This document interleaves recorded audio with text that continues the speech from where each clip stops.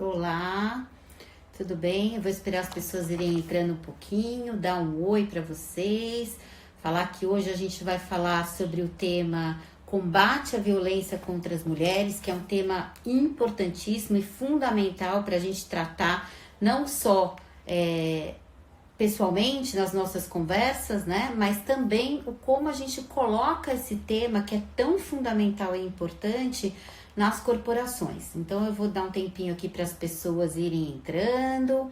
Vou fixar aqui o comentário. Eu caí porque eu estava esperando a Gabriela entrar e estou esperando vocês irem entrando também para a gente já começar a falar desse tema aqui que é importantíssimo. Eu já vou chamar aqui a minha convidada que entrou, a Gabriela. Vamos deixar ela se conectar aqui. Olá, Gabriela, tudo Oi, bom? tudo, e você? Tudo ótimo, muito Não feliz de estava ter parecendo que você você. estava ao vivo, por isso que eu não entrei. Deixa eu só ligar meu fone, só um minutinho. Tá bom. Enquanto isso, eu vou lendo um pouquinho sobre você para as pessoas que forem entrando aí, elas irem conhecendo um pouco da Gabriela. Então, a Gabriela, ela faz um trabalho sensacional, eu falo que eu sou super fã dela. Ela tem um trabalho de mais de 20 anos, eu tô lendo um pouquinho sobre o seu currículo. Ela tem mais de 20 anos de trabalho dedicados à defesa dos direitos da mulher, é uma das vozes mais atuantes sobre esse tema no Brasil. Ela é idealizadora de vários projetos de políticas públicas, de empoderamento feminino, igualdade, acesso à justiça, prevenção e combate à violência contra as mulheres, criadora do site do Instagram Justiça de Saia, que ela vai contar aqui para a gente o que, que é. Ela é formada pela PUC, São Paulo, mestranda em Direito Político e Econômico pelo Mackenzie, especialista em violência doméstica pela Universidade de Roma, na Itália, promotora de justiça desde 2003 e atualmente é uma das integrantes do Grupo de Atuação Especial de Enfrentamento à Violência Doméstica do Ministério Público de São Paulo, o GEVID. Também é professora de Direito Digital do INSPER, do curso online Lei Maria da Penha e Direitos das Mulheres, da Faculdade Damásio Educacional, é integrante do Comitê Nacional Impulsionador Eles por Elas, do ReForShe, que é super importante, né, para as pessoas assinarem nas empresas, e coordenadora do Grupo de Trabalho de Violência contra a Mulher da Virada Feminina.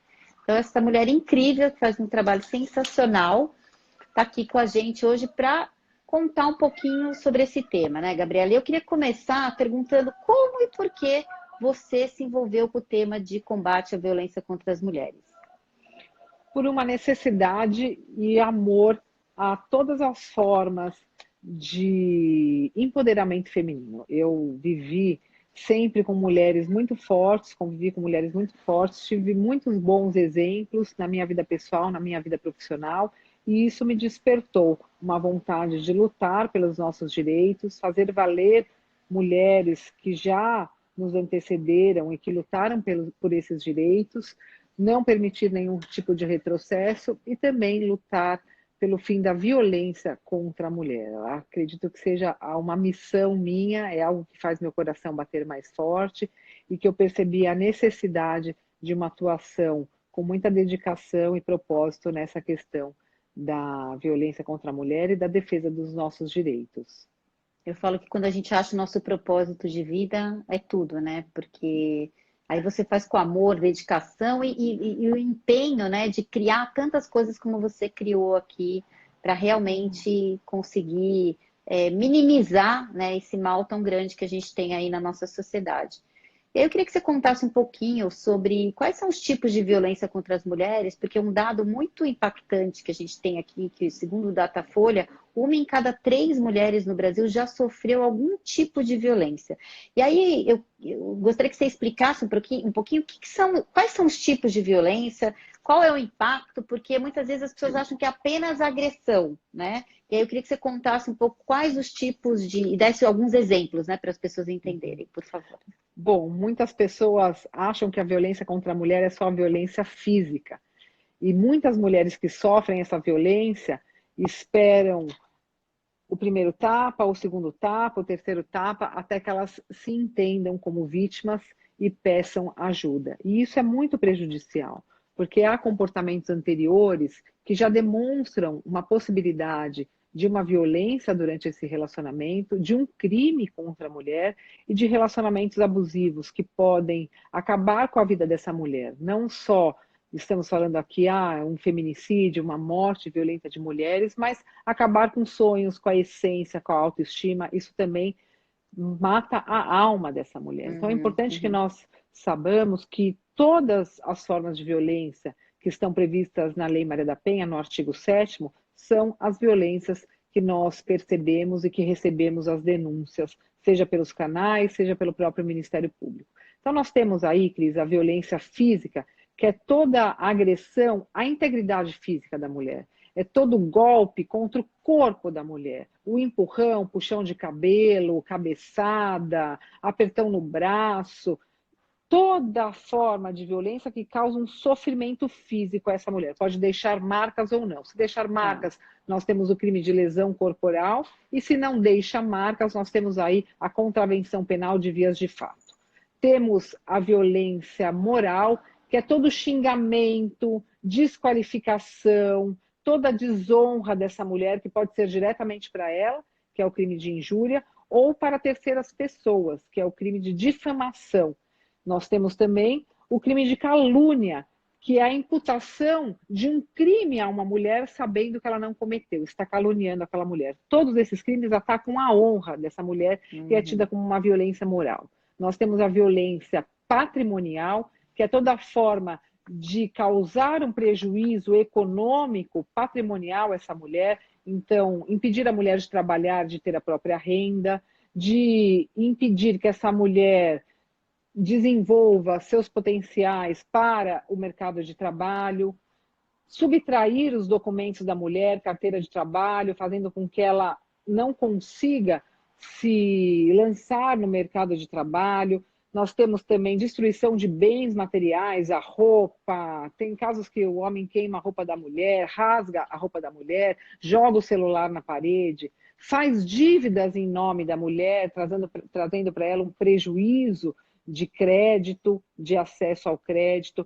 E nós temos também a fraude na partilha de bens, quando do divórcio. Tudo isso traz prejuízo econômico para a mulher e é considerado um crime patrimonial. Temos também o crime sexual contra as mulheres, que é todo ato sexual contra a vontade da vítima.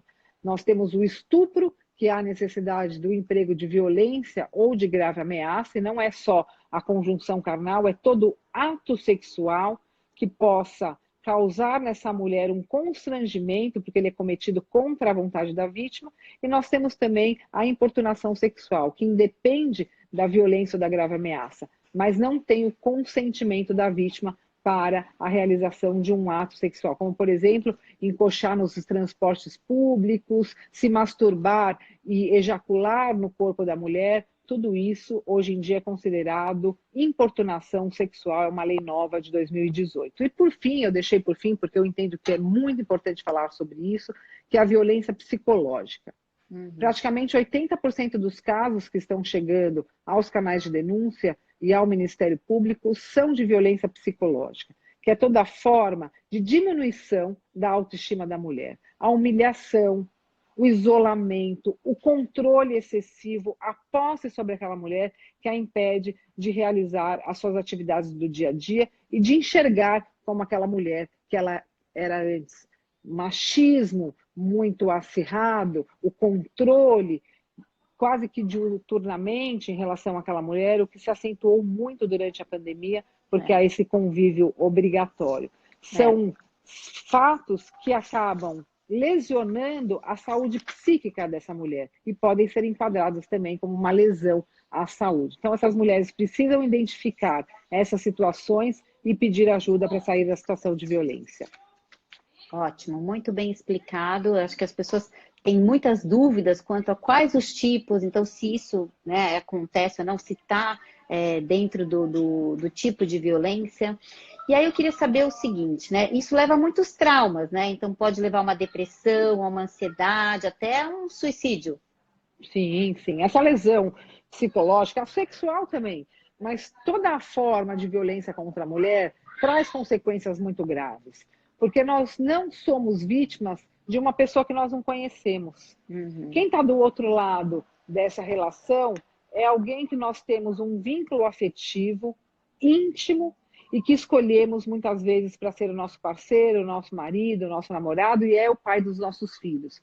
Ou Uhum. muitas vezes é o pai, o padrasto. Então, há uma dificuldade dessa mulher. Primeiro, se enxergar como vítima e depois entender que aquilo aconteceu com ela, que ela não é culpada. Isso traz uma frustração, traz consequências psíquicas para essa mulher e ela precisa de apoio e de orientação. Então, qualquer ato que cause nessa mulher uma depressão, síndrome do pânico, pensamentos suicidas, automutilação, distúrbios de alimentação, distúrbios do sono, podem ser comprovadas por laudo médico e sim, nós temos um nexo causal, uma ligação entre todos esses atos que são cometidos ao longo de um tempo, o xingamento, você é um lixo, você não presta para nada, ou não quero que você converse com tal pessoa, não quero que você saia com essa roupa, isso ao longo do tempo causa uma diminuição na autoestima da mulher e traz consequências de lesão à sua saúde psíquica. Portanto, é necessário que ela identifique, que ela busque ajuda e rompa esses relacionamentos Sim. abusivos logo nos primeiros sinais.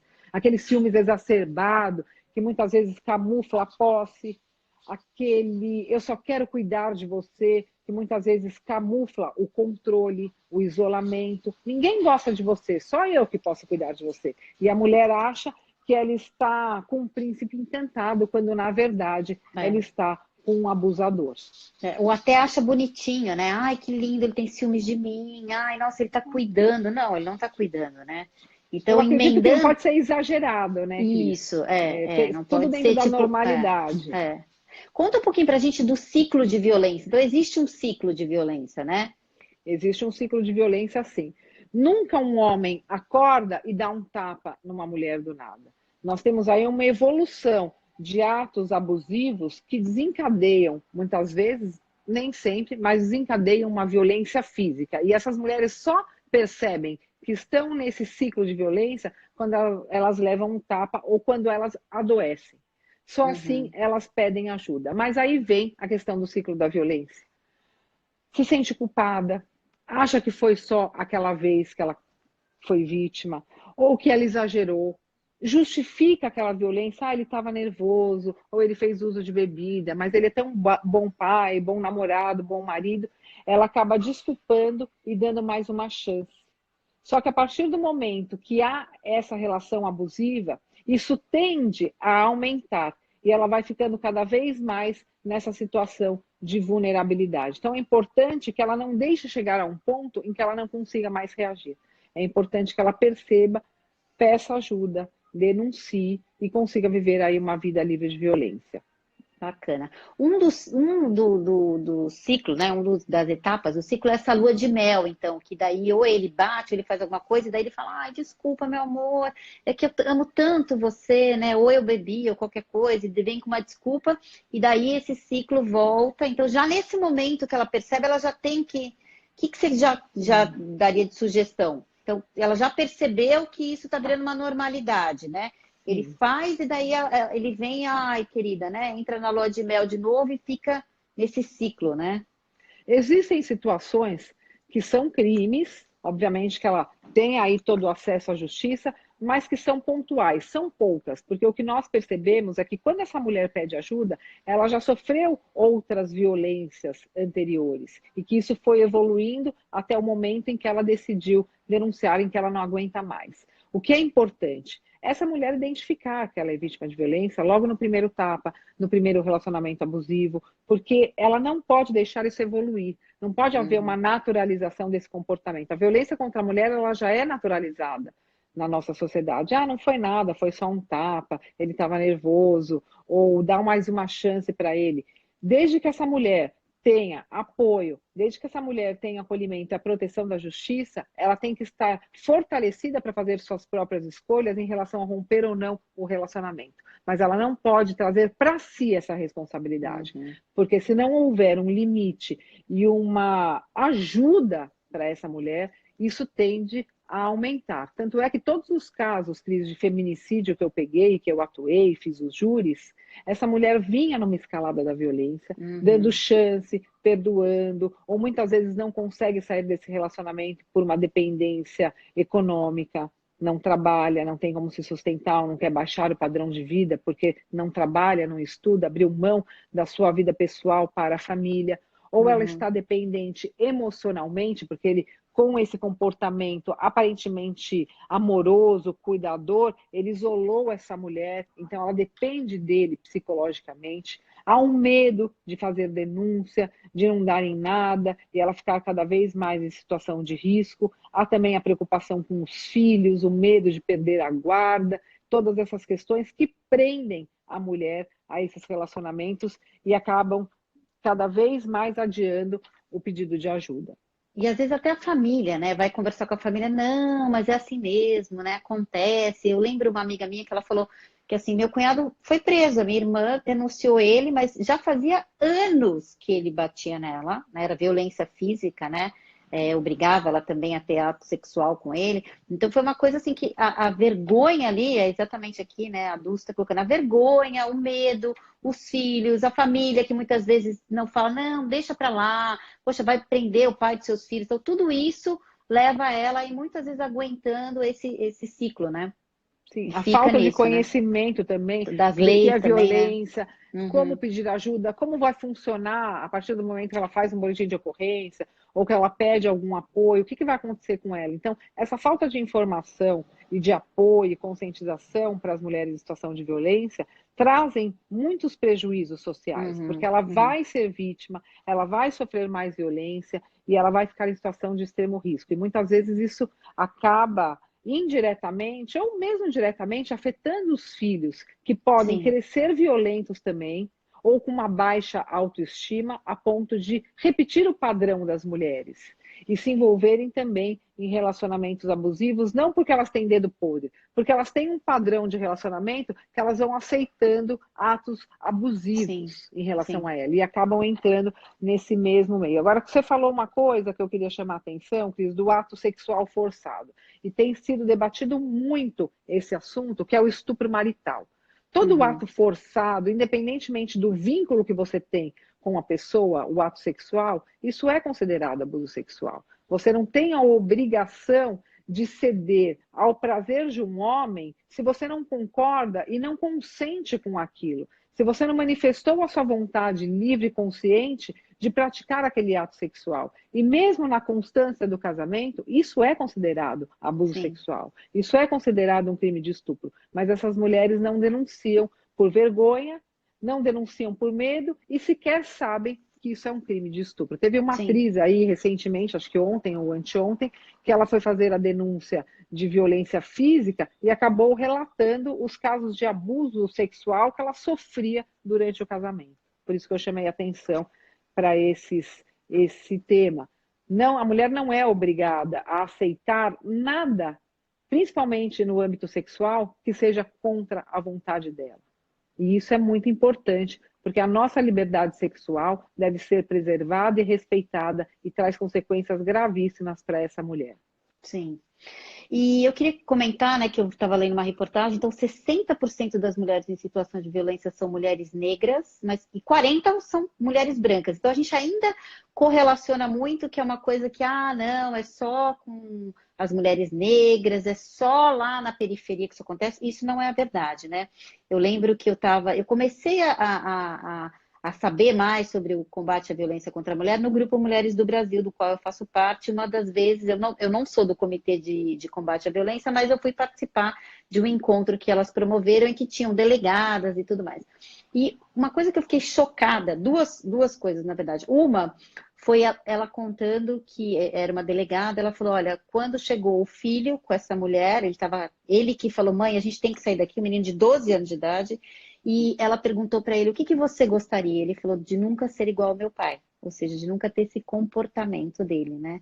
Então, eu vejo que muitas vezes a mulher é julgada como fraca, ah, ela não tem respeito próprio, ela não tem autoestima.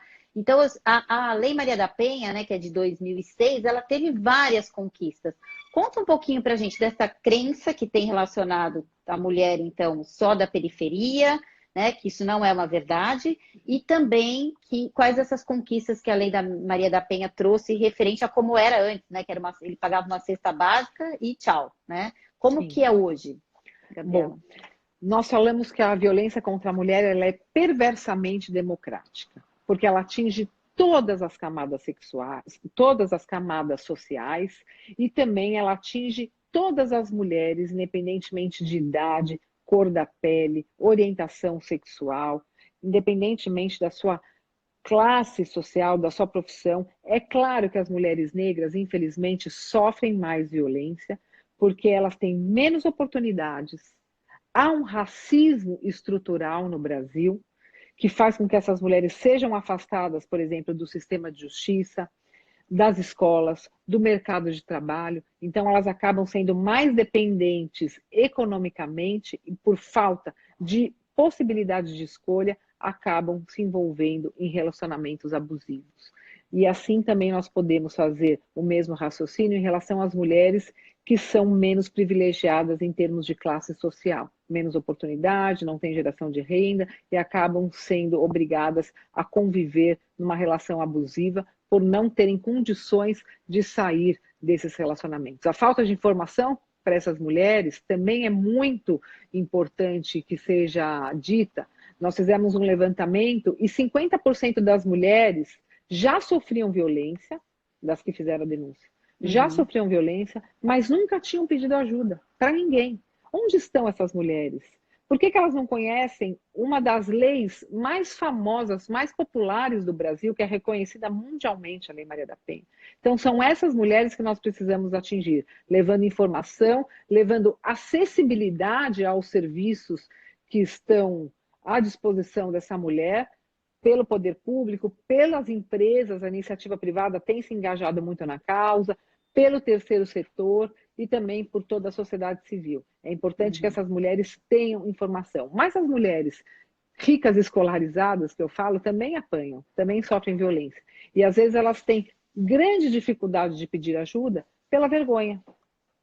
Muitas vezes elas não querem ir numa delegacia de polícia para prestar uma queixa, porque elas vão ficar com vergonha de se expor. Muitas vezes essas mulheres estão se relacionando com homens que são hierarquicamente superiores a elas, homens poderosos, homens mais ricos, e que elas acabam ficando com medo de que isso possa prejudicá-las em relação aos filhos, em relação ao patrimônio, e ela acaba aceitando essa situação. Então, todas as mulheres são possíveis vítimas de violência doméstica e familiar no Brasil.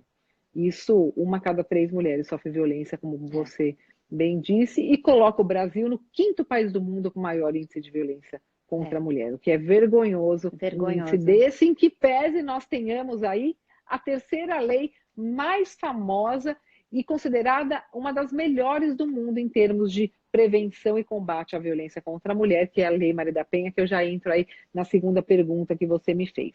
A Lei Maria da Penha, ela foi uma criação de operadores e operadoras do direito, ativistas e pessoas envolvidas, estudantes, acadêmicas, envolvidas nessa causa de defesa e proteção dos direitos das mulheres. Mas foi uma obrigação internacional imposta ao Brasil, que depois do caso da Maria da Penha, que não se conformou com a condenação que foi imposta ao agressor dela, por entender essa condenação baixa e desproporcional ao crime, ela ficou tetraplégica por conta do crime cometido contra ela, que estava num ciclo de violência há muito tempo, indo e voltando, denunciando e perdoando, insistindo, com pena, com medo, com falta de acesso, com filhos, como é a realidade da violência contra a mulher no Brasil. Esse homem tentou matá-la. Graças a Deus ela não morreu, mas ficou tetraplégica. Porém, com a força dela e fazendo uma denúncia do Brasil nos organismos internacionais, ela conseguiu mudar a realidade brasileira. Portanto, veio a Lei Maria da Penha como uma obrigação em termos de exigência de uma legislação mais forte e mais protetiva aos direitos das mulheres, e em homenagem a ela, que lutou 19 anos para que essa Lei Maria da Penha fosse sancionada e publicada, nós temos aí o nome dela, que leva a lei de proteção dos direitos das mulheres. E essa lei trouxe 3 inovações muito importantes. A primeira inovação é a medida protetiva. Eu entendo que o maior ganho das mulheres brasileiras, em que pese muitas pessoas criticarem e falarem que não adianta nada, nós temos as medidas protetivas, que é um verdadeiro escudo de proteção da mulher.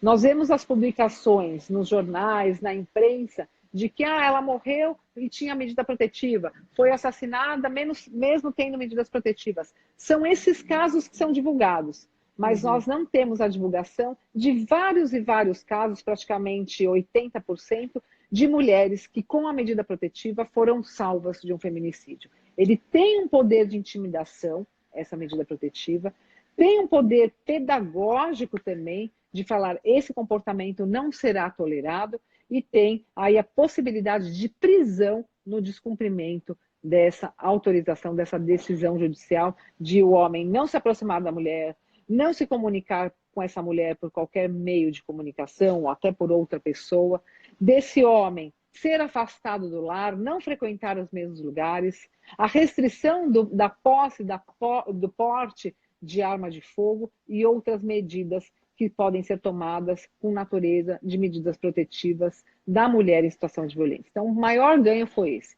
O segundo maior ganho foi a impossibilidade de fazer qualquer acordo em termos de violência contra a mulher. Antes da Lei Maria da Penha, nós promotores, poderíamos fazer uma proposta para o agressor de o pagamento de uma cesta básica, que é tecnicamente chamado de transação penal, que são os crimes de menor potencial ofensivo. A violência contra a mulher não é considerada, não pode ser considerada um crime de menor potencial ofensivo. Ela traz prejuízos graves para aquela mulher, para a família e para toda a sociedade. E ela era considerada um crime leve. Então veio a Lei Maria da Penha e proibiu qualquer tipo de acordo. Se eu tiver conhecimento de uma situação de violência, eu tenho que solicitar a instauração de um inquérito policial, deve haver uma investigação, solicitar as medidas protetivas para essa mulher e, se eu estiver convencida da autoria e da materialidade, oferecer uma denúncia, dar início a um processo criminal. Não posso simplesmente fazer um acordo, ele deve ser processado para que ele saiba das consequências desse ato. Isso é importantíssimo. E o terceiro ganho foi a possibilidade da ressocialização do agressor. Esses homens repetem padrões comportamentais. E se não há uma conscientização, uma possibilidade de arrependimento e de mudança comportamental, ele vai continuar cometendo essa violência contra aquela mulher, no ciclo da violência, ou contra qualquer outra. E esse padrão se repete de geração para geração e mais, coloca essa mulher cada vez mais em situação de risco, trazendo um grande prejuízo social. A importância desses trabalhos com os homens tem um impacto significativo na prevenção da violência, porque eles deixam de cometer os próximos atos, se conscientizando, se arrependendo e tendo essa possibilidade. Só queria dizer que, às vezes, as pessoas não entendem que isso não é um perdão. Isso caminha paralelamente a um processo criminal. Só os homens que estão sendo processados que podem ser encaminhados obrigatoriamente, agora que tem força de lei, para esses grupos reflexivos. E, paralelamente, o processo, ele participa desses grupos e o processo dele é dado seguimento. Ao final, se ele for condenado, isso pode funcionar, essa participação dele, como uma diminuição de pena ou como a concessão de algum benefício pelo juiz, pela autoridade julgadora. Muito bom. Ô, Gabriela, a gente já falou, né? Então, muitas vezes é a dependência emocional ou mesmo a dependência financeira que faz com que essa mulher fique aí nesse ciclo, acabe suportando toda essa violência. Conta pra gente um pouquinho do projeto Tem Saída. Bom, eu sempre entendi que a melhor forma da mulher ter uma emancipação e um leque de escolhas é ela tendo o seu próprio dinheiro, a sua independência financeira. E por outro lado, Cris, eu percebo que 30% das mulheres que denunciam e querem desistir, ou que não denunciaram, elas não o fazem por dependerem financeiramente dos seus parceiros, dos seus companheiros, e não terem desenvolvido aí a possibilidade de estudo, de trabalho e de ingresso em empresas, ou até como forma de empreendedorismo feminino. E você trabalha muito com isso, e aí eu Sim. faço meus cumprimentos para você pelo trabalho maravilhoso que você desenvolve, incentivando as mulheres a gerarem as próprias rendas e articulando esses encontros com mulheres das mais diversas áreas. E o Tem Saída foi Obrigada. uma aproximação com as empresas, para que elas abrissem as portas para empregar essas mulheres em situação de vulnerabilidade econômica e violência doméstica nos seus quadros de funcionários, de colaboradoras. E isso começou porque, para mim, o trabalho é muito importante.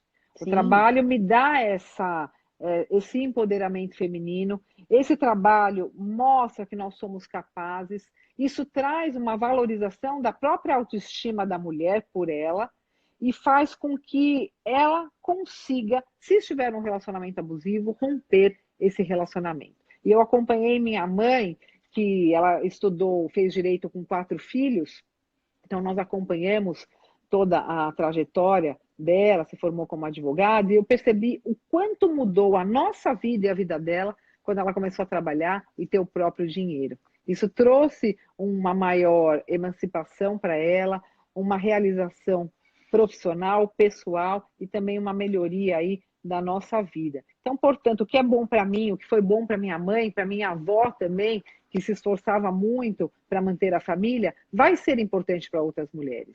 E com quando eu era certeza. promotora em Taboão da Serra, muitas mulheres sofriam violência e não saíam desses relacionamentos por conta da dependência econômica. E em Taboão da Serra tem muita empresa. E eu, de uma forma muito caseira, comecei a perguntar para essas empresas se elas tinham vagas, se poderiam receber as mulheres em situação de violência, fazer aí sair. E nós começamos a fazer aí uma articulação com essas empresas. Quando eu vim para São Paulo, capital, onde eu sou promotora atualmente, eu comecei a fazer uma profissionalização, institucionalizar esse projeto, com parcerias com empresas. Então, as vítimas são encaminhadas do próprio Ministério Público, do próprio Poder Judiciário, com um ofício nas mãos, encaminhadas para empresas parceiras do projeto, que foram aí identificadas pela Prefeitura, é uma parceria com a Prefeitura, que faz todo o cadastro da empresa e também o currículo dessas mulheres encaminhadas. E fazem aí o cruzamento, e hoje nós temos quase 250 mulheres empregadas por conta do projeto Tem Saída Que na capital de São sensacional. Paulo. É muito bacana, elas estão com carteira assinada, recebendo o seu próprio salário, e digo para você que dessas quase 250 mulheres, todas saíram da violência e não voltaram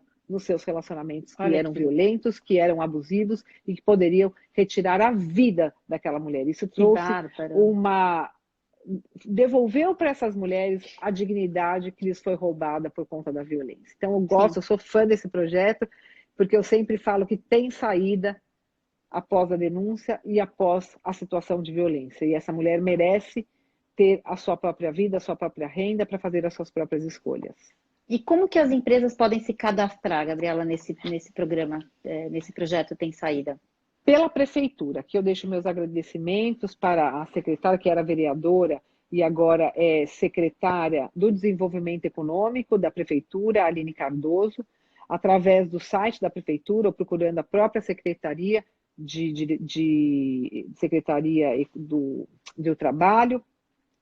Essas empresas podem se cadastrar no projeto e abrirem suas portas para essas mulheres, oferecendo vagas. Inclusive, agora é lei municipal, todo o serviço terceirizado pela prefeitura, que contrata empresas para fazer algum serviço para a prefeitura, devem ter 5% das suas vagas guardadas para o encaminhamento dessas mulheres do projeto Tem Olha, que Saída. Então, ótimo saber toda e disso. qualquer Uhum. empresa pode se envolver, pode participar através do cadastro com a prefeitura e abrir suas portas para essas mulheres. Nós temos aí mais de 45 empresas hoje engajadas no projeto Tem Saída, que já foi levado, inclusive, para outros estados. Foi assinado pelo prefeito ontem ou hoje, o prefeito de Taboão da Serra, e ele disse que foi também para homenagear parte desse trabalho que foi feito, que iniciou em Taboão da Serra, o mesmo projeto Tem Saída, Uhum. encaminhando as mulheres em situação de violência para as empresas terceirizadas pela prefeitura. Muito bacana. O Marcos está falando aqui, se você é do projeto Justiceira, sim, que ele está com foto de uma mulher que está com agressão no corpo. O que que ele faz, Gabriela? Pode encaminhar para o projeto. Entra no nosso WhatsApp 11 99 639 1212. Ele vai preencher o formulário dizendo que é terceira pessoa, está denunciando por outra mulher e encaminha os dados que ele tem, os documentos que ele tem nesse WhatsApp, e nós vamos entrar em contato com essa mulher, vamos articular a rede de proteção e encaminhar para as autoridades competentes, fazendo os boletins de ocorrência online, pedindo as medidas protetivas, se for necessário, e levando essa mulher a uma proteção e um acolhimento que é necessário nesse momento.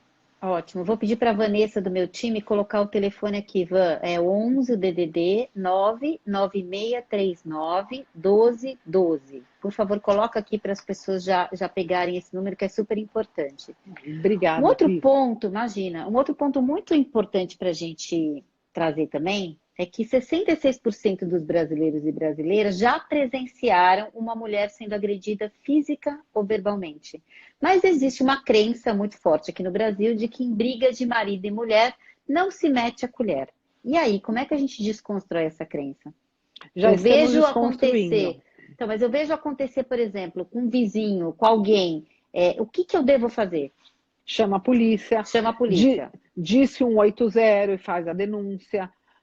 Utilize os canais que estão aí à disposição da sociedade para levar ao conhecimento das autoridades. Nós temos aí os Justiceiras, Mapa do Acolhimento, Mete a Colher, o próprio Magazine Luiza, da Luiza Helena Trajano, nossa parceira aí de luta, de trabalho, que deu uma visibilidade para a questão da violência contra a mulher. No Magalu tem o botão de pânico deles para acionar também o 180. Há vários canais de denúncia, não precisa ser a vítima que faz a denúncia e pede ajuda. Terceiras pessoas podem e devem, que aí é um dever de cidadania e também de solidariedade, pedirem ajuda por outra mulher. Essa mulher geralmente, ou muitas vezes, está em situação de violência e não consegue reagir. Então alguém tem que zelar por Fazer ela isso por ela, e né? falar por ela. Eu vejo muitos processos em que essas mulheres sobreviveram, em que essas mulheres vão nas audiências e as testemunhas são vizinhos,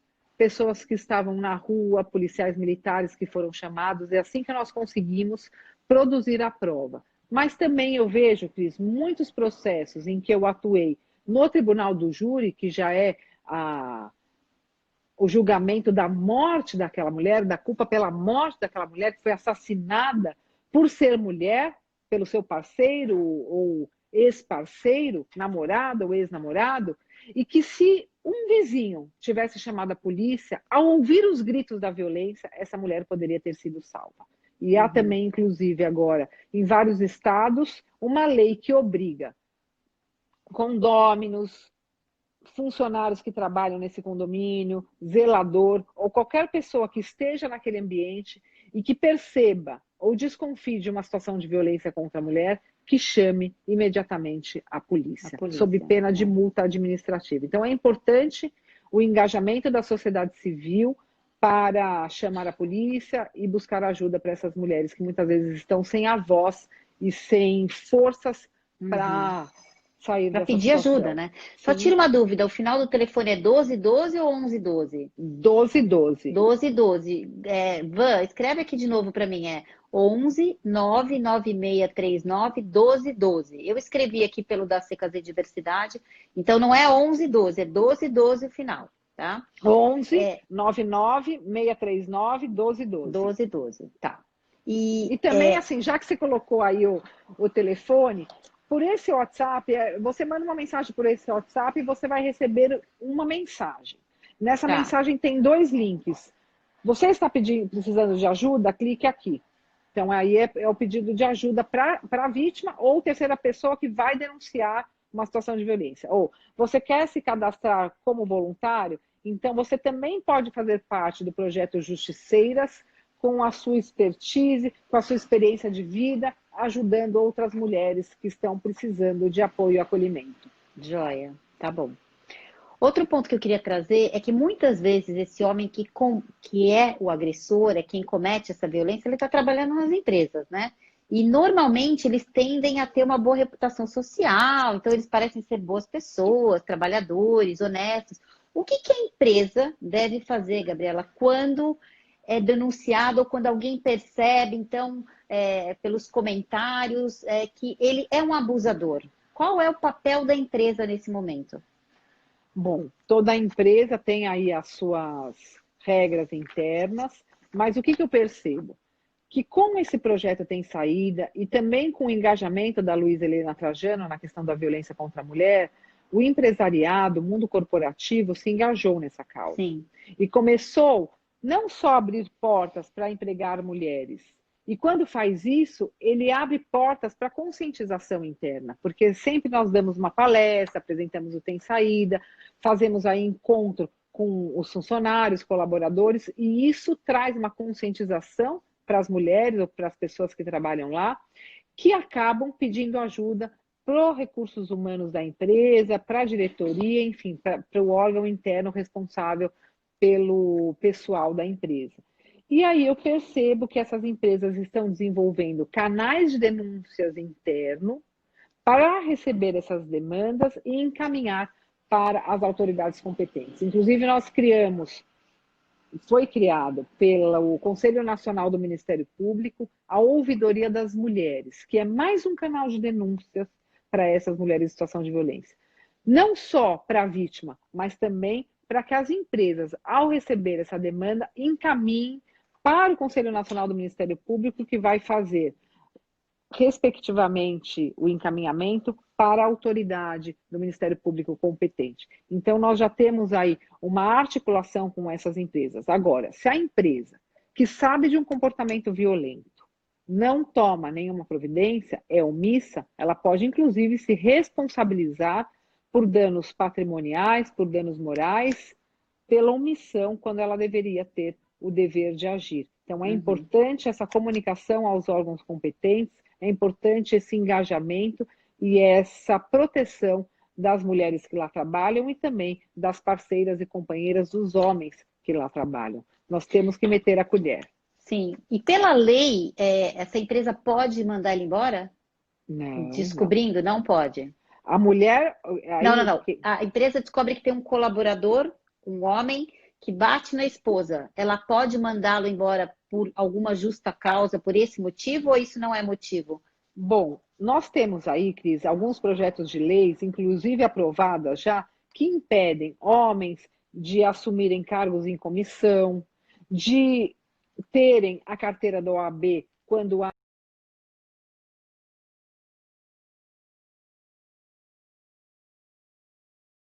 alguma acusação. Há um procedimento administrativo, por exemplo, num órgão público como o Ministério Público, o Poder Judiciário, em que a corregedoria é acionada para fazer esse procedimento administrativo, aí vai da regra interna de cada empresa. Tá. Nós temos que saber aí como que vai ser apurado isso, se é dado direito de defesa a esse homem, se há uma denúncia formal. Então, essas regras devem ser avaliadas pela empresa e aí pela Justiça do Trabalho. Tá. Nós temos que analisar caso a caso. Eu não quero falar de uma forma genérica, porque cada caso tem a sua consequência, mas eu entendo que se a empresa percebe que um homem é agressor e nada faz, ele pode aí ser responsabilizado pela omissão. E é uma responsabilidade social também que a empresa deve ter com a sociedade brasileira. E o canal de denúncia já é um caminho, né? Porque daí a empresa vai entender, né? Vai entender o processo, como é que isso está acontecendo. Eu queria que você comentasse, o Marcos está colocando aqui da pessoa. Marcos, entre em contato com esse número, como a Gabriela explicou aqui, que aí você vai conseguir ajudar essa sua amiga. Eu queria que você contasse um pouquinho sobre o projeto Justiceiras. Como é que funciona, se as pessoas podem se engajar? Bom, o projeto Justiceiras surgiu de uma necessidade. Primeiro, a necessidade da pandemia, que trouxe aí um isolamento social das mulheres, que ficaram confinadas em quarentena com o agressor, numa situação de estresse, de pressão psicológica, de crise econômica muito grande, muitas pessoas desempregadas, muitas pessoas perdem a cabeça, mas isso não justifica a violência. Então, foi necessário a criação de um canal de denúncias acessível, rápido, para essa mulher que está sofrendo violência e não tem como sair de casa para ir até uma delegacia, ou até a Casa da Mulher Brasileira, ou até o Ministério Público para pedir ajuda. E surgiu também da necessidade de que muitas mulheres, Cris, me procuravam para pedir para participar de projetos. Eu vejo uma solidariedade muito grande da sociedade brasileira em relação à violência contra a mulher, querendo ajudar, uma empatia com essa causa e uma união das mulheres que surgiu muito pela internet. As mulheres se uniram, formaram uma grande rede aí de comunicação, de divulgação de fotos, e mulheres que estavam apanhando, que estavam sendo humilhadas, xingadas, e isso fez com que esses casos chegassem ao conhecimento das autoridades competentes. E essas pessoas querem ajudar, elas querem voluntariamente dar a sua participação, colaborar com o enfrentamento da violência contra a mulher, porque muitas vezes se vê naquela situação, ou já sofreu violência e com a sua história de superação quer ajudar outras mulheres. Sim. Então foi uma necessidade daquele momento. E aí, eu, de forma muito despretensiosa, uni o útil ao agradável. Mulheres que precisam de um canal de denúncia para pedir ajuda e também mulheres que querem ajudar outras mulheres. Montei aí rapidamente um Google Documents com um formulário em que eu pedi para as pessoas que me seguiam ou que já conheciam o trabalho, fiz parceria aí com a Anne Williams, do Instituto Nelson Williams, para ela também me ajudar na gestão desse projeto. Convidei lideranças que já atuam no combate à violência contra a mulher, que são pessoas aí reconhecidas da sociedade brasileira e da rede de proteção, e divulgamos nas redes sociais. Em 24 horas, nós tínhamos 300 mulheres inscritas como voluntárias. Eu até brincava, falei, bom, se eu tiver 100 mulheres, está ótimo, porque aí a gente já consegue atender algumas vítimas. Sim. 300 mulheres inscritas, psicólogas, assistentes sociais, advogadas, essas mulheres que já passaram por situação e querem ajudar outras mulheres, e uma rede médica, se necessário, o encaminhamento para as médicas.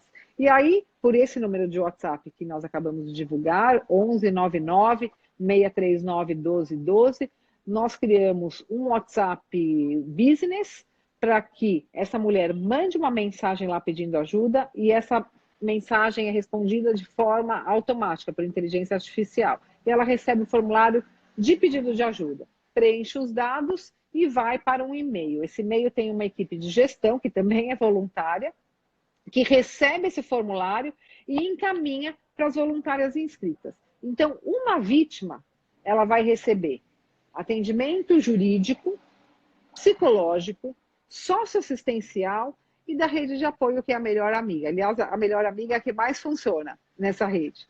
E, se necessário, ela vai ser encaminhada também para a rede médica.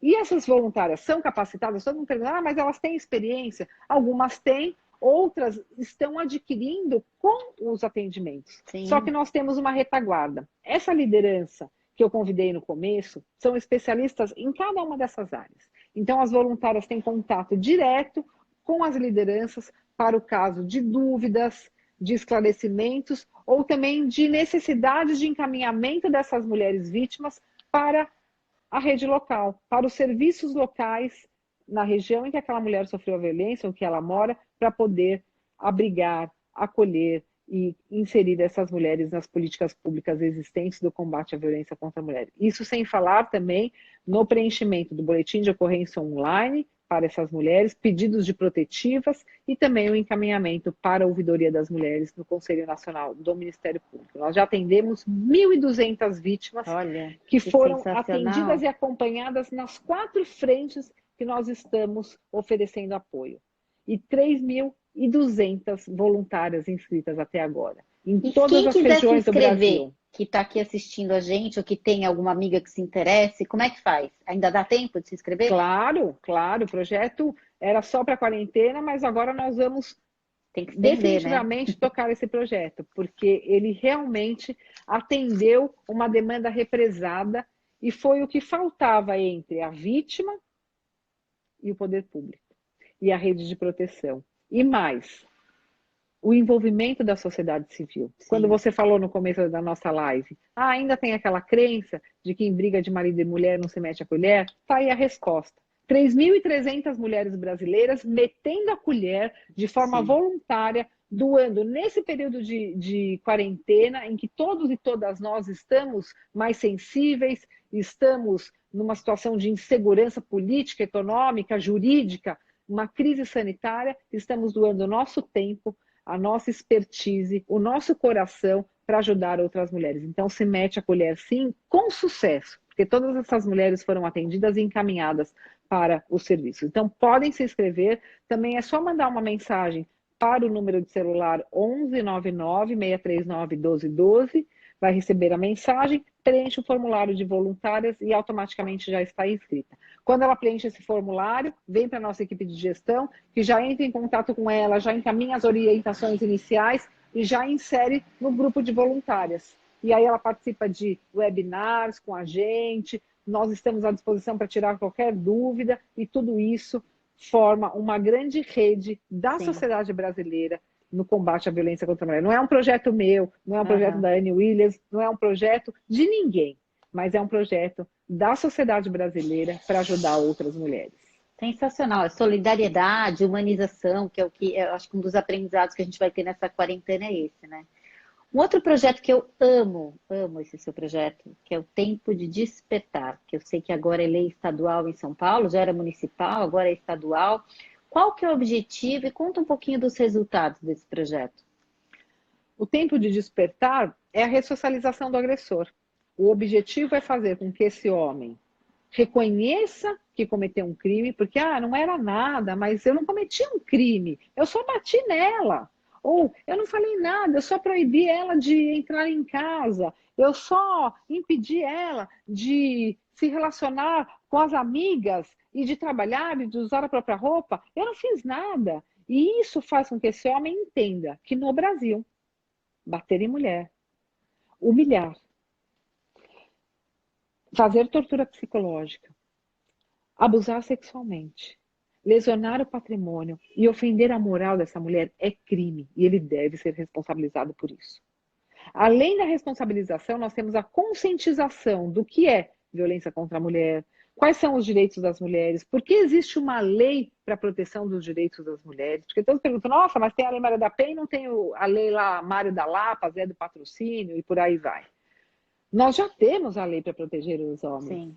Que é uma lei imposta culturalmente contra as mulheres. A cultura, né? Que muitas vezes naturaliza a violência contra a mulher e coloca essa mulher numa posição de submissão, de inferioridade e de posse, podendo esse homem se entender no direito de fazer o que ele quiser com uma mulher, porque ela é mulher. Então, há uma desigualdade formal e material em relação às mulheres. E tem o Código Penal também, que já, de alguma forma, protege o homem se ele for vítima de violência. Porque é crime bater em homem também. Sim. Ele pode denunciar, essa mulher pode ser processada, mas ele não pode se valer de uma lei de proteção a mais para ele. Porque ele não está nesse ciclo de violência em que a mulher está por situações históricas, culturais e pelo fato de ser mulher. Então, exato, é importante que eles entendam isso. E são grupos reflexivos de homens, em que há debates entre eles, com especialistas, psicólogos, assistentes sociais, que fazem essa provocação e também é um espaço de fala desses homens, em que eles acabam falando sobre os dilemas das suas vidas, sobre seus vícios, sobre seus comportamentos, desconstruindo um comportamento machista. Essa é a intenção. Então, é um arrependimento e uma possibilidade deles não serem mais agressores. É um livramento para os homens também. Sim, porque eles muitos aprenderam, né? Do machismo, da exigência de mandar, de estereótipos impostos para os homens na sociedade. Não que seja uma justificativa da violência, mas que faz, infelizmente, com que esses homens se tornem violentos. Ninguém nasce violento, as pessoas se tornam violentas. Sim. Ou ela vê, homens, né? Ela vê aquilo dentro de casa, sim, o comportamento de um pai que bate, vai se tornando, vai achando que aquilo está normatizado. 67% dos homens que são agressivos, que são violentos, presenciaram o pai tendo o mesmo comportamento com a mãe dentro de casa ou com as irmãs. Então ele vai crescendo com esse padrão comportamental e acaba repetindo esse tipo de violência contra as Achando que é mulheres. normal, né? Aqui Não é a normal. Fábia tá botando aqui as músicas degrinem as mulheres, denigrem as mulheres, o funk.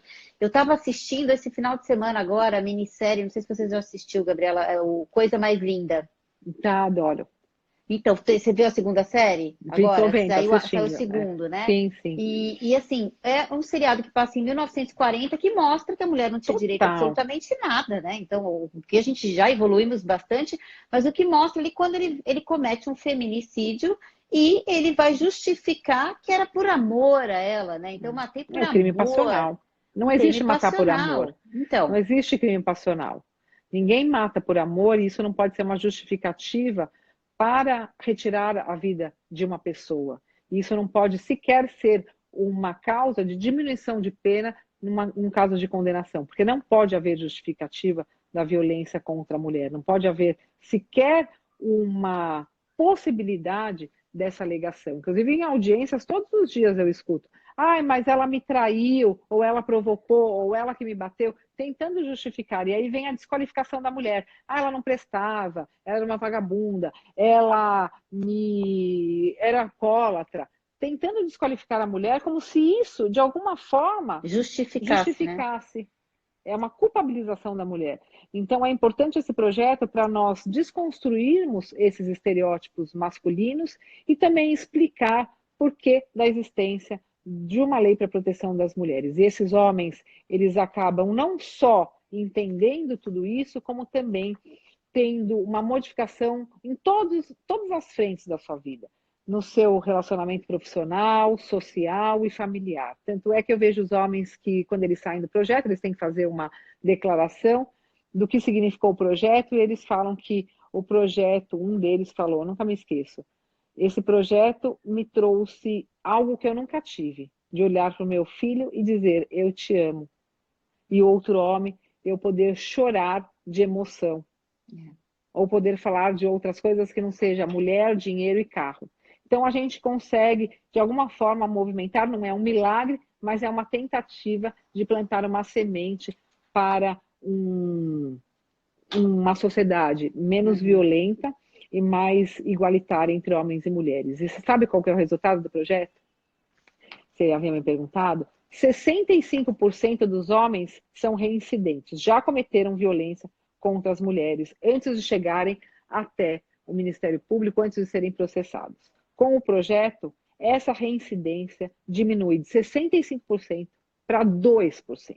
2%, gente, 2%. escuta bem. Então vejam quantas mulheres foram salvas da violência por conta desse projeto. E agora é lei federal, viu, Cris? Olha Foi que assinada no dia sensacional. 3 de abril a lei que altera um dispositivo na Lei Maria da Penha e que determina a obrigatoriedade desses homens frequentarem esses grupos reflexivos de homens como uma ressocialização de agressores. Eu falo, Gabriela, que deveria ter, não só para esses homens que cometem, mas muitas rodas de conversa, por exemplo, nas empresas, porque quando a gente fala, por exemplo, do machismo, ele é péssimo para a mulher, mas ele é muito ruim para os homens, que aprendem que ele não pode chorar, como você falou aí, agora eu aprendi que eu posso chorar, eu aprendi que eu posso me emocionar, eu aprendi que eu posso falar dos meus sentimentos. Então, e que trata muito, que eu também falo para muitos homens que são amigos meus, e quando eu dou as palestras de treinamento, o quanto é importante você não fazer a piada e não colocar a mulher como um objeto, né? Então, quanto tudo isso é importante para a gente realmente desconstruir, né, esses estereótipos todos que foram criados e trazer essa socialização desses homens e fazer essa transformação. Já está me apitando aqui que faltam 1 minuto e meio para a gente terminar. Vamos lá. Foi Passou muito rápido, foi sensacional, ótimo. passou muito rápido, Imagina, sensacional. imagina. Eu acho que a gente tem muito para contribuir. E aí vamos lembrar aqui, gente. Então, nós, como pessoas, podemos sim atuar, né? Ligar para o telefone que a Gabriela passou, ligar no 190. Então, podemos. É 190, né? Podemos aqui. 190, 180, 189, que é o Disque 190 Denúncia do Governo Polícia Federal. e 180 para fazer essa denúncia. Então, nós podemos e devemos atuar. Então, eu quero agradecer imensamente, te parabenizar pelo trabalho sensacional que você faz Você realmente aqui, ó, incrível, maravilhosa. Já teve tanto elogio aqui para você, porque realmente Imagina, eu não estou vendo os você é uma comentários. mulher incrível. Você é uma Imagina, mulher você também, incrível. Cris. Tenho uma grande admiração e Parabéns. carinho por você, que eu também te acompanho e vejo a sua luta e a sua colaboração para as mulheres brasileiras. Obrigada, viu? Parabéns pelo seu trabalho. E aí eu queria chamar vocês para as próximas lives. Na semana que vem, dia 7 de julho, a Luane Faustino, que é especialista em igualdade racial do time da CKZ Diversidade, ela vai conversar com o Jonathan Raimundo, que é professor de História e Filosofia, falando sobre nivelar a régua e não abaixar a régua, quando a gente está falando de inserção de pessoas negras nas corporações. E eu, no dia 9, converso com a Elizabeth, que é do Grupo Mulheres do Brasil, sobre como acelerar a igualdade racial. Então, eu espero Adoro a vocês na Elizabeth. semana que vem, adoro ela também. Muito obrigada, foi Um sensacional beijo. e parabéns. Você é uma mulher Obrigada, incrível. muita saúde para todos e todas. E mulheres, saiam da violência. Tem saída. Exatamente. Obrigada.